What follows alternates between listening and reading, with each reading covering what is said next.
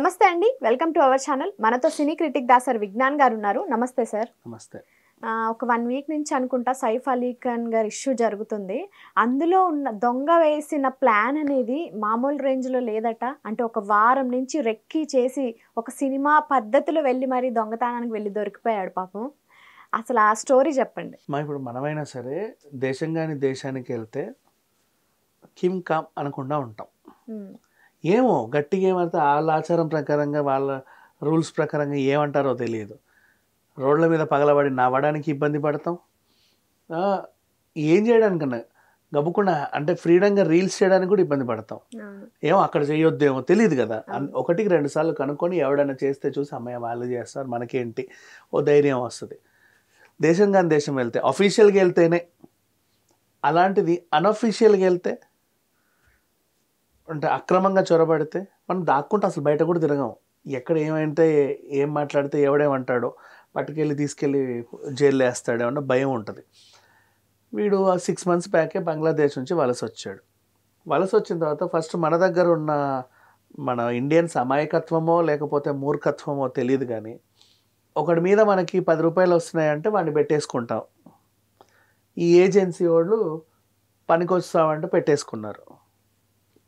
బేసికల్గా వాడు ఆధార్ కార్డు లేదు, వాడి పాన్ కార్డు లేదు, వాడి అడ్రస్ లేదు, ఏమీ అడగరు. నీ పేరేంటి రా పలానా డీకే. ఓకే అయిపోయింది. ఎక్కడి నుంచి వచ్చావు? ఇక్కడి నుంచి వచ్చావు. సరే అక్కడ సంతకం పెట్టి కూర్చో, నువ్వు జాయిన్ డి వాటి నుంచి. అంతే. బ్యాక్గ్రౌండ్ వెరిఫికేషన్ ఏమి చేయట్లా. ఈ మధ్య కాలంలో మనిషి దొరికితే చాలా మహాప్రసాదం అనుకుంటున్నారు. అండ్ ఇప్పుడు నువ్వు ఫోన్ చేసావు, మాకు బాత్రూమ్ క్లీనర్కి ఒకటి కావాలండి పలానా ఏజెన్సీ నుంచి అని. పంపిస్తున్నాం. అరే ఆ అడ్రస్కి వెళ్ళు, జాగ్రత్తగా వెళ్ళు, బాత్రూమ్ క్లీనింగ్ అంట. మేడం 1500 ఇస్తుంది పట్టుకురా. లేకపోతే మేడం నా అకౌంట్లో వేయండి 1500 అంటావు. వాడికి 1000 రూపాయలు ఇస్తావు, 500 ఉంచుకుంటావు. లాభమేగా కూర్చున్న చోట. ఆడెవడనే చూడట్లా నువ్వు. ఇలా పిచ్చి ఏజెన్సీలు ఎక్కువైపోయాయి. ఇప్పుడు సైఫ్ అలీ ఖాన్ ఉండే అపార్ట్మెంట్కి కూడా వీడు మంచిగా అపార్ట్మెంట్ కదా అది, ఏదో ఫ్లోర్లో ఆన్ విజిట్ సర్వీస్కి వెళ్ళాడు.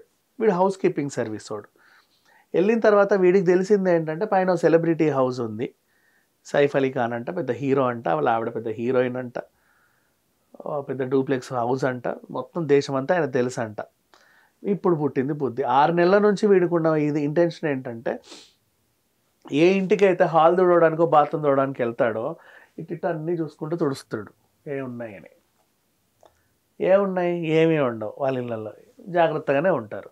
సెలబ్రిటీల ఇండ్లల్లో బోల్డని వస్తువులు ఉంటాయని వీడికి ఎవడు చెప్పాడో అదొకటి గుర్తొచ్చింది. ఓ వాచో ఉంగరమో ఏడబడేసి ఉన్నా సరే అది పట్టుకుంటే దాని విలువ బాగా లక్షలు ఉంటాయని నమ్మాడు. ఎందుకు నమ్మాడు?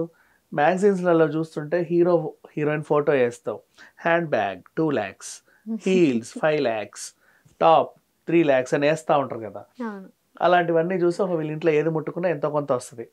ఒకేసారి బాగా డబ్బులు వస్తుంది. ఈ హౌస్ కీపింగ్లు ఎన్నాళ్ళు చేస్తాం. ఓ మంచి వస్తువు పట్టుకొని మళ్ళీ నా బంగ్లాదేశ్ నేను పోయాను అనుకో, అమ్మయ్య హాయిగా ఉండొచ్చు అనుకున్నాడు.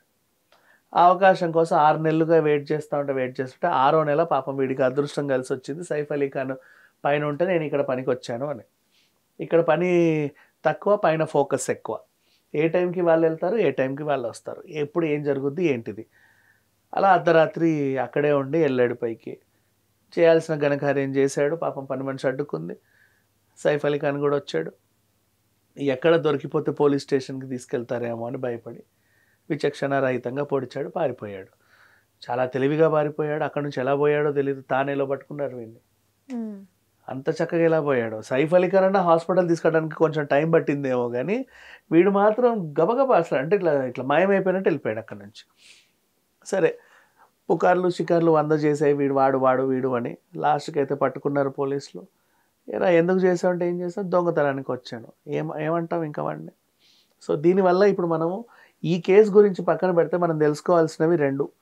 ఒకటి, సీసీటీవీ ఫుటేజ్లు మనకి సెక్యూర్డ్ కాదు అనేది మనం నమ్మాలి.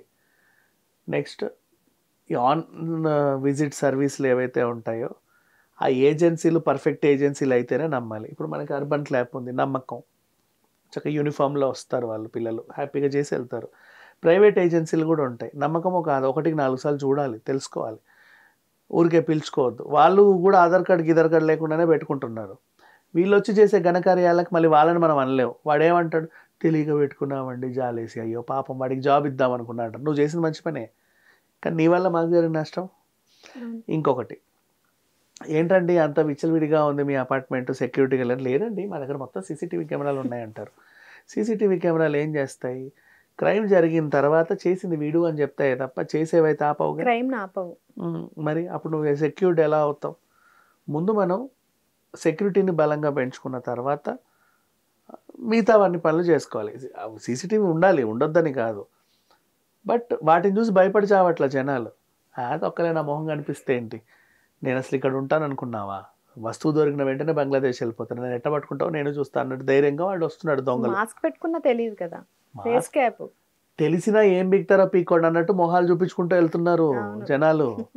ఏటీఎం చోరీకి కూడా మొహాలు ఇట్లా చూపిస్తున్నారు, చూసుకుంటారా ఏం చేస్తారో చేసుకోండి అని.